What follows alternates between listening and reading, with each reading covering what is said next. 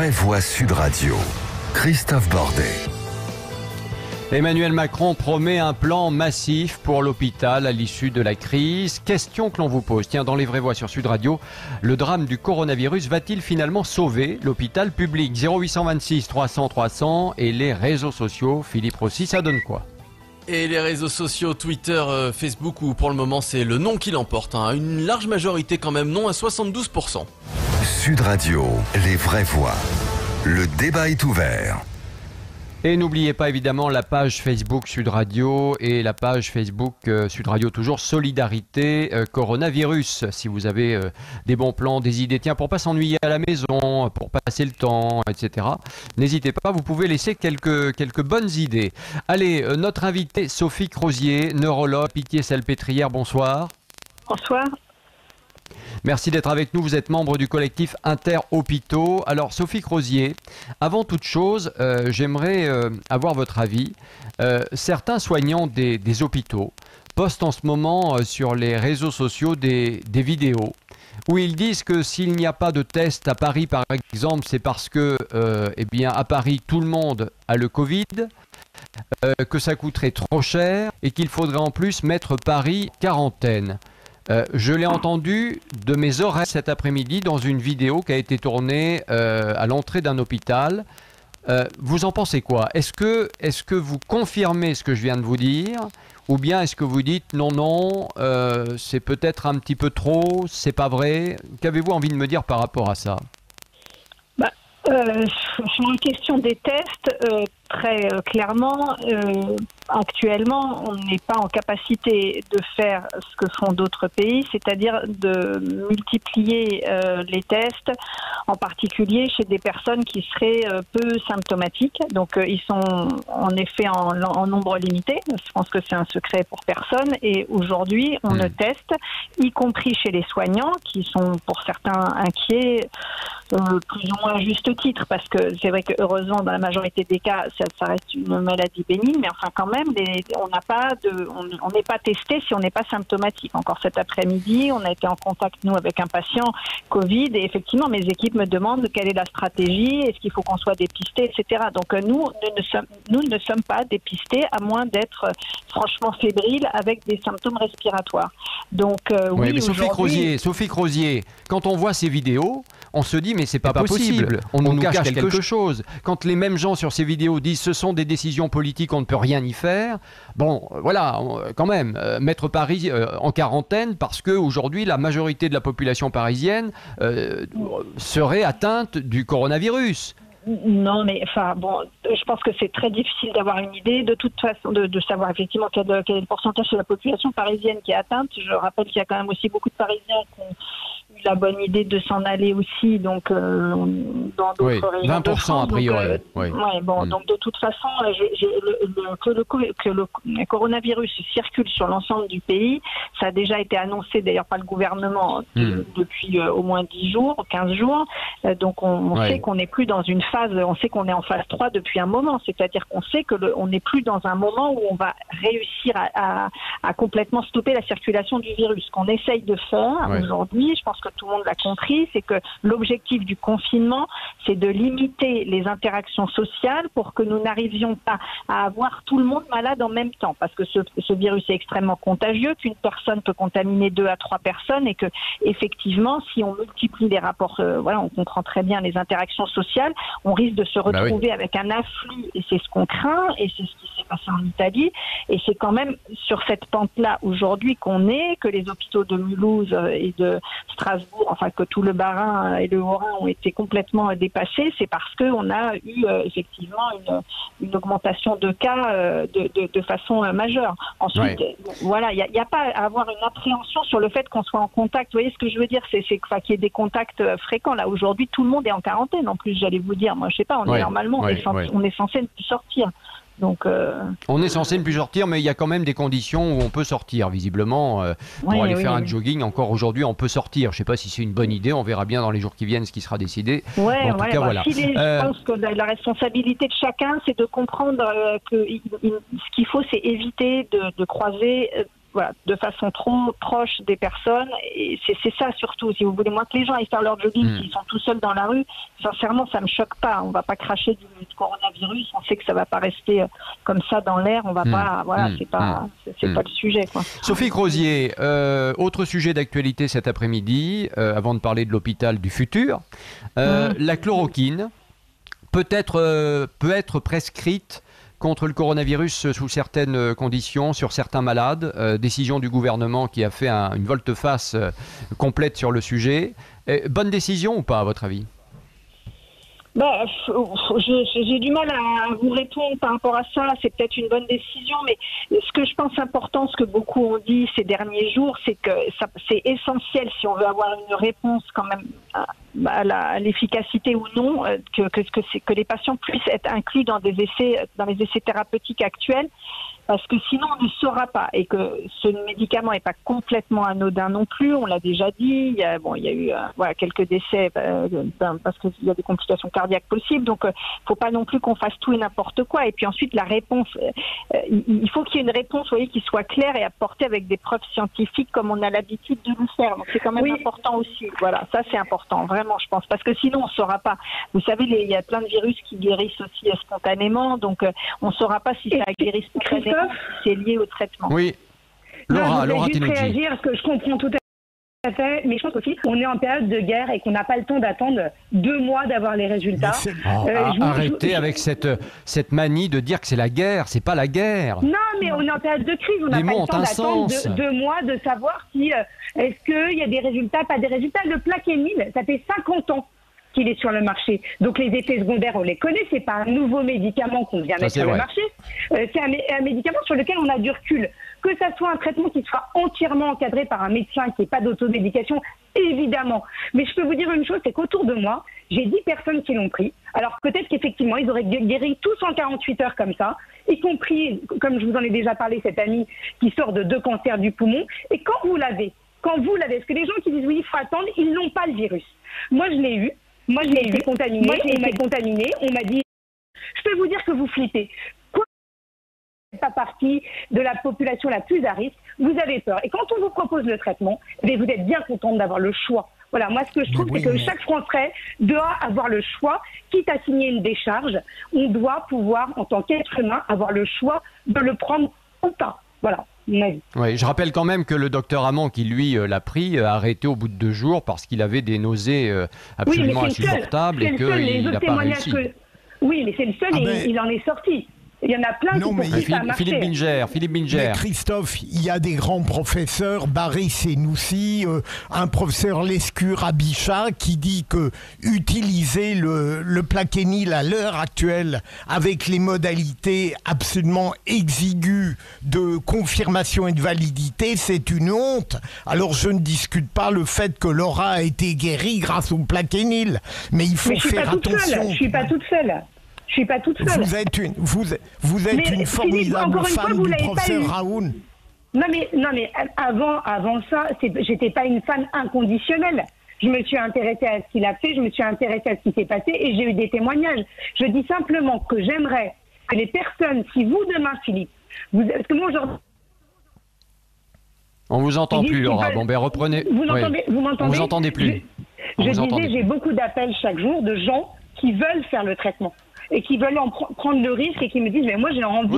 Oui. Voilà, et quand on n'a pas le virus, c'est facile. Voilà, je dis juste si demain... C'est vrai, quand on n'a pas le virus, c'est facile de dire voilà. Bien sûr. Voilà. Non, mais je dis pas... Allez, vous avez...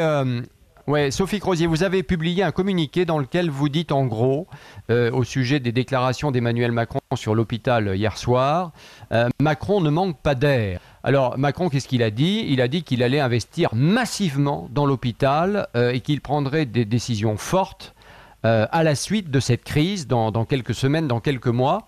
Est-ce que vous avez un doute sur les promesses du président d'investir massivement dans l'hôpital à l'issue de cette crise? Et si je vous demande ça, c'est parce que, écoutez, ça fait quand même 2 ans qu'il est au pouvoir. Avant lui, il y a eu François Hollande et puis Nicolas Sarkozy, et que tous ces gens-là ont détruit l'hôpital public. Oui, voilà, je pense que vous avez effectivement bien résumé notre état d'esprit actuellement. Oui, j'ai des doutes, on a des doutes, c'est-à-dire que moi, je ne crois que ce que je vois et que nous, ce qu'on attend, c'est d'avoir des actes, qu'on a une promesse de déjà le 20 novembre, à la suite de la grande mobilisation du 14 novembre, qui avait réuni les deux collectifs, les syndicats, etc., et beaucoup de citoyens, donc qui veulent défendre l'hôpital public. Ça fait des années qu'on alerte sur les difficultés de l'hôpital, de la restriction du nombre de personnel, du nombre de lits, etc. Donc voilà, les promesses, ça n'engage que ceux qui les croient. Donc là, aujourd'hui, nous, on est dans une situation où on ne demande qu'à le croire, parce que de toute façon, il faut qu'on ait un peu d'espoir. Hein. Sinon, je pense que surtout dans cette période de crise, on a besoin de s'y accrocher, mais on reste effectivement très vigilant et on attend d'avoir des actes concrets, et notamment des actes, même des déclarations qui pourraient être chiffrées. Je suis assez étonnée, nous sommes assez étonnés au sein de notre collectif sur l'absence de réponses chiffrées depuis les 3 interventions du président de la République. Sophie Crozier, quand le président de la République dit ce sera après la crise, vous avez envie de lui dire quoi? C'est trop tard? Alors, on polémiquera après sur c'est trop tard, c'est pas trop tard. Clairement, on verra la façon dont on a pu gérer cette crise. C'est difficile. Je peux pas vous dire que. Non, mais il y a urgence. Il y a urgence aujourd'hui. Voilà, donc il faudrait investir maintenant. Je pense qu'il y a 2 éléments.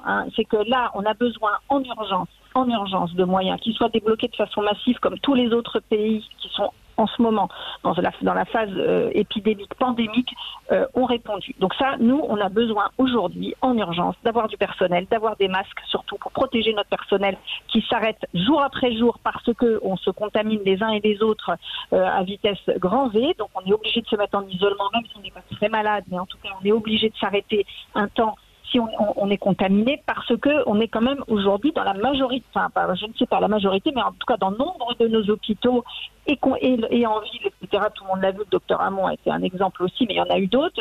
On est pour l'instant pas suffisamment protégés. Nous n'avons pas suffisamment de moyens. Donc voilà, moi des fois j'ai l'impression que je vois plus de masques dans la rue que dans nos hôpitaux. Donc ça pose un problème quand même, ça. Vous voyez, donc ça oui, on a besoin en urgence là de moyens pour nous protéger, de moyens humains, de bras, mais ça là, on va pas pouvoir les avoir aussi facilement que ça, puisque depuis des années, on a décidé de réduire le personnel soignant. Donc voilà, on reste. C'est pour ça que c'est difficile de croire le président, parce que cette volte-face tout d'un coup, peut-être qu'il change d'avis au vu de la situation, et c'est tant mieux, évidemment, mais il n'y avait pas d'argent, etc. Tout d'un coup, on va trouver de l'argent pour qu'il y ait du personnel, qu'il y ait du matériel, qu'il y ait peut-être même des nouveaux hôpitaux. Donc on a devoir, bien évidemment. Allez, la suite de notre débat dans un instant. Macron promet un plan massif pour l'hôpital à l'issue de la crise. Question, le drame du coronavirus va-t-il finalement sauver l'hôpital public? 0826 300 300, vous êtes les bienvenus. Et puis les réseaux sociaux, Philippe Rossi, tiens, ça donne quoi? Et les réseaux sociaux, voilà, Twitter, Facebook, c'est toujours un nom, et le nom qui augmente à 72%. Et puis Irène qui nous dit: le réveil de Macron arrive un peu tard malheureusement. On espère quand même que le prochain vote du budget de l'hôpital sera à l'honneur pour l'instant. Et comme le dit votre invité, il faut sauver les meubles. Sophie Crozier, que l'on retrouve dans un instant dans Les Vraies Voix sur Sud Radio. Christophe Bordet.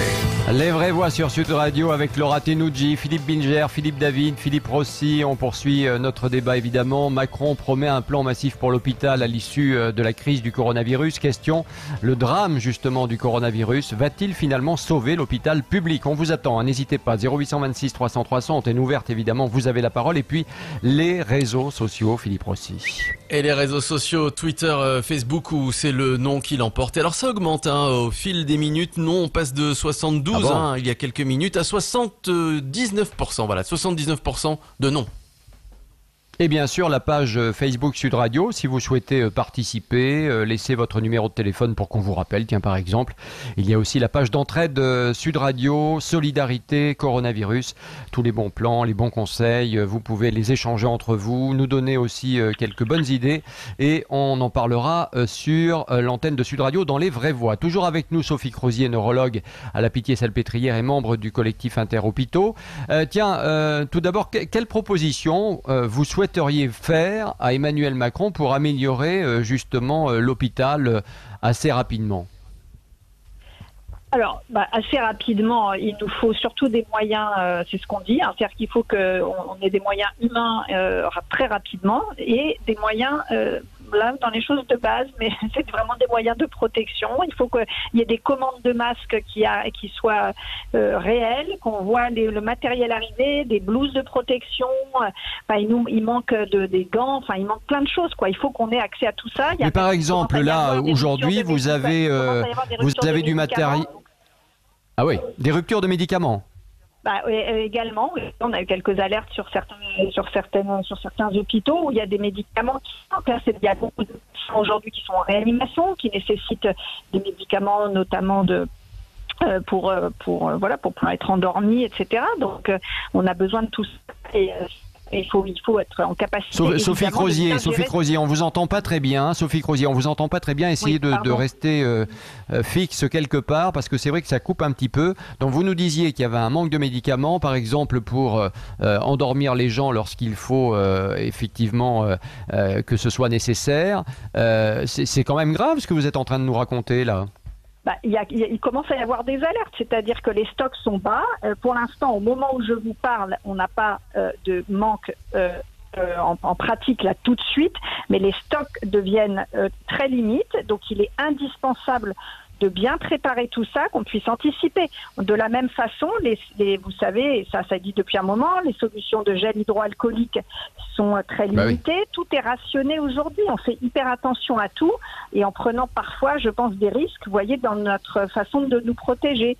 Parce que aussi, on sait qu'on n'est qu'au début de la crise, en tout cas, au début du pic, a priori. On n'est pas du tout à la fin et que moi-même, je me dis, il faut mieux que je fasse attention aujourd'hui et j'utilise peut-être qu'un masque dans la journée pour être sûr que peut-être, au lieu de 2, parce que normalement c'est un toutes les 4 heures, et pour pouvoir être sûr que peut-être on en est encore dans 15 jours ou dans 3 semaines. Donc c'est quand je disais tout à l'heure, avant que vous arriviez, Sophie Crozier, avant que vous arriviez, je disais tout à l'heure qu'on était devenu un pays du tiers-monde et un continent du tiers-monde. Quand je vous entends, vous ne faites que confirmer ce que je pense. Je suis désolé de le dire, être obligé, on est en France en 2020, être obligé d'avoir un seul masque toute la journée, alors qu'on sait qu'un masque dure 4 heures pour être efficace, et qu'on en met un seul, alors que vous êtes professionnel de santé, au lieu de 2, moi je suis abasourdi. Je vais vous dire franchement, je suis abasourdi par ce que vous nous racontez. Vraiment, je ne sais plus quoi dire. Je pense qu'ils n'ont même pas de masque du tout, donc c'est encore pire. Oui, non, mais enfin, voyez sur quelle voie on est, quand même. C'est aussi les raisons pour lesquelles, encore une fois, depuis des années, on alerte sur les difficultés. Alors, moi, je pense que votre question est très bonne. La question de savoir si la crise du coronavirus va pouvoir sauver l'hôpital public. Sincèrement, je l'espère vraiment. Mais il y aura une amertume. Il y a quelque chose de très douloureux dans tout ça, parce que on se dit que pour qu'on en soit arrivé là, on a alerté, surtout tous ces derniers mois, en disant s'il y a une crise, s'il y a une épidémie, on avait vu avec les bronchiolites, on a eu peur, etc. Et maintenant, on se retrouve dans cette situation-là, et je pense que oui, là, c'est pas possible de ne pas voir que c'est essentiel de donner des moyens à l'hôpital public. Ça me paraît impensable que le chef de l'État ne sauve pas l'hôpital public. Moi, je ne peux pas imaginer, vous voyez, qu'il le fasse pas. Je peux pas imaginer ça. Je peux pas. Sophie Crozier, il y a quand même une chose très simple. Sophie Crozier, il y a quand même une chose très simple. Si on veut sauver l'hôpital et en tout cas partir à nouveau sur un bon pied à l'issue de cette crise, il faudra peut-être aussi arrêter d'avoir une logique comptable. Parce que c'est ça le problème. Tout à fait, exactement. Il faut changer complètement le logiciel, là. Il ne faut pas continuer dans cette logique comptable.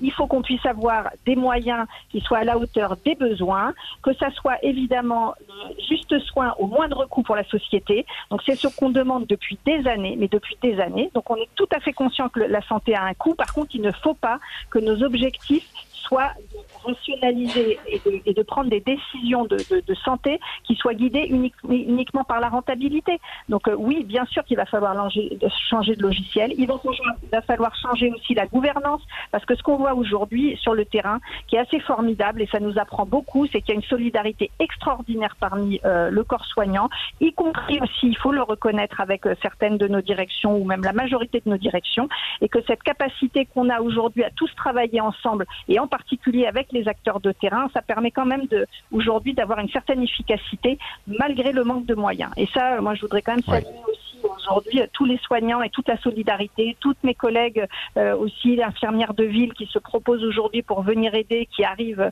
chaque jour pour pouvoir aider l'hôpital qui pourtant vraiment n'a pas été correct à un moment avec eux.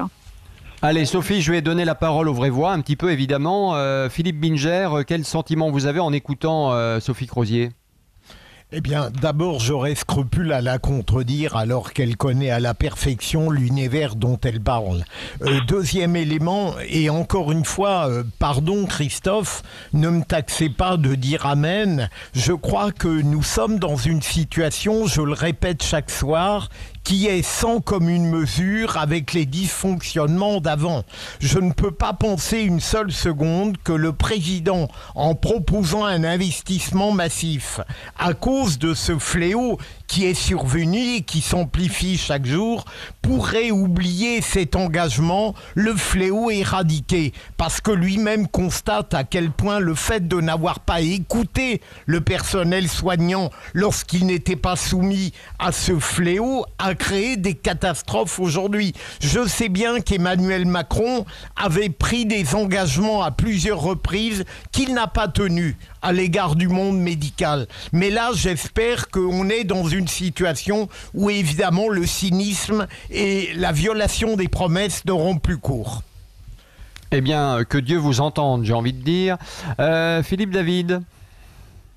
Moi, je suis tombé de l'armoire quand j'ai entendu Emmanuel Macron dire qu'il voulait un grand plan pour l'hôpital. Vous savez, ça me fait penser à ce proverbe anglais qui dit « Il ment tellement qu'on ne peut même pas croire le contraire de ce qu'il raconte ».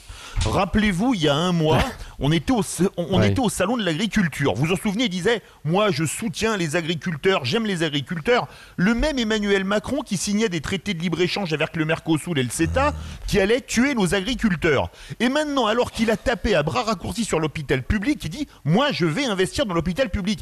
Emmanuel Macron, c'est un peu le genre de bon copain. Un jour, vous le trouvez au lit avec votre femme, vous rentrez, vous les surprenez, vous dites « Oh mais tu sais, je t'aime bien hein. ». Ah bah oui, il peut bien m'aimer si c'est taper ma femme, oui, pourquoi pas.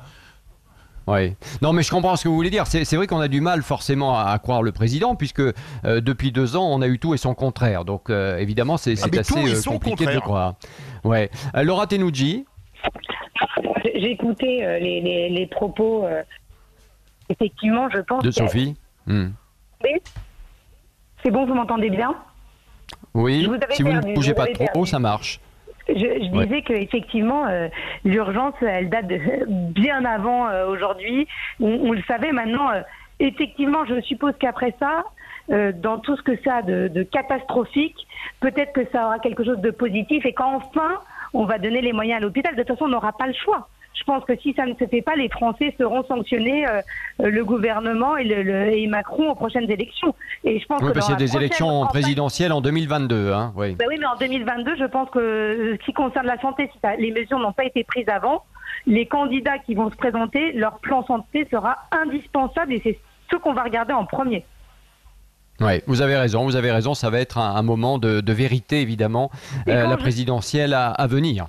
Non, mais ce qu'il y a de positif, malgré tout, c'est quand on voit la solidarité qui se crée. Tout à l'heure, j'étais avec le frère d'un urgentiste qui me disait « J'ai créé un réseau qui s'appelle Merci Soignant avec un S sur Instagram pour permettre au personnel hospitalier d'avoir un logement près de l'hôpital. » Donc, ça met en relation des propriétaires de logements vacants avec les personnels hospitaliers qui ont besoin d'un logement, qui ont besoin d'être isolés, qui ne peuvent pas être avec du monde autour d'eux et surtout avoir un logement près de leur lieu de travail pour éviter de prendre les transports. Voilà, je trouve qu'il y a des élans de solidarité absolument exceptionnels et qui sont bien plus efficaces parfois que certaines décisions du gouvernement. C'est vrai. Sophie Crozier, alors c'est vrai qu'il y a cette solidarité qui s'exprime à travers tout le pays et puis le soir à 19h dans nos grandes villes, à 20h dans la capitale avec ces gens qui applaudissent aux fenêtres, etc.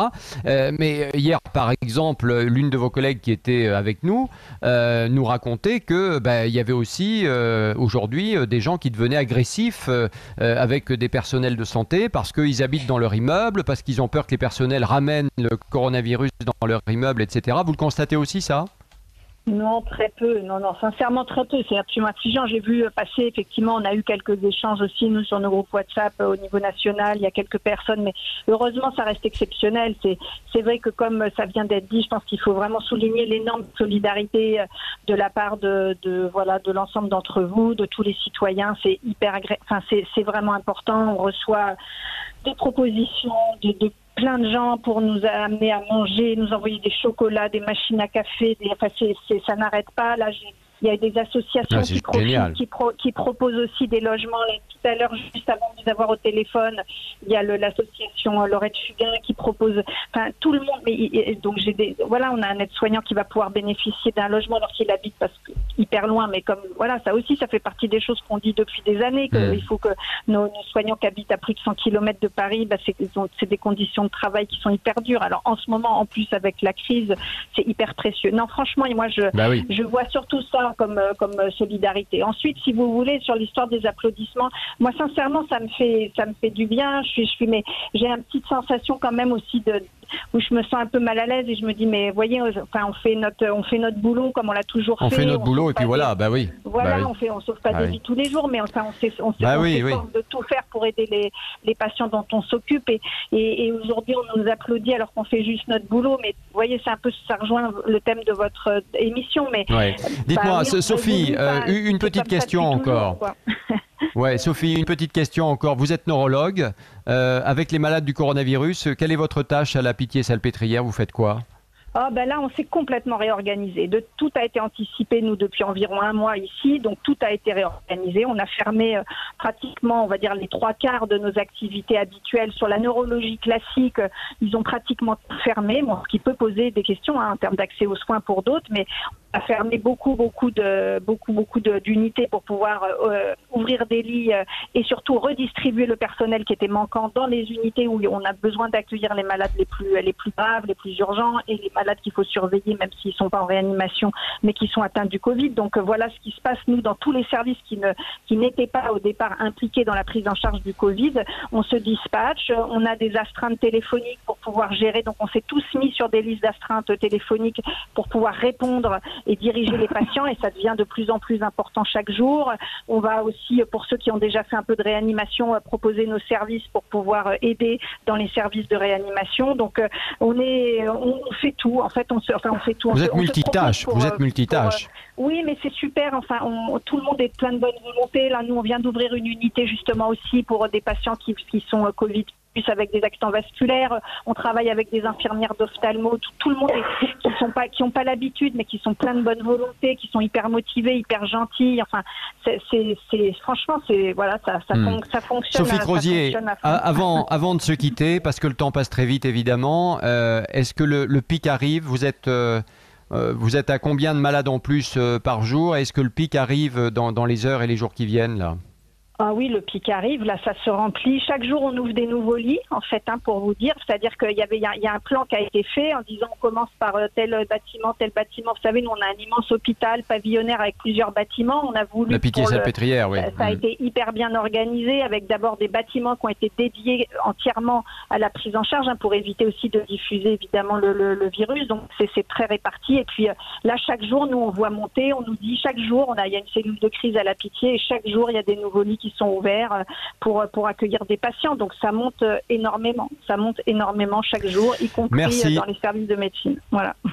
Merci beaucoup Sophie Crozier d'avoir été avec nous, en tout cas dans Les Vraies Voix sur Sud Radio, d'avoir exprimé ce que vous vivez, ce que vous ressentez au quotidien, et je retiens ce que vous avez dit, c'est-à-dire que non seulement évidemment il y a un manque de matériel criant, et ça on le dit depuis maintenant des jours et des jours, mais en plus on commence à avoir un manque de médicaments, de certains médicaments, et ça c'est absolument invraisemblable dans cette France moderne a priori, dans cette France de 2020.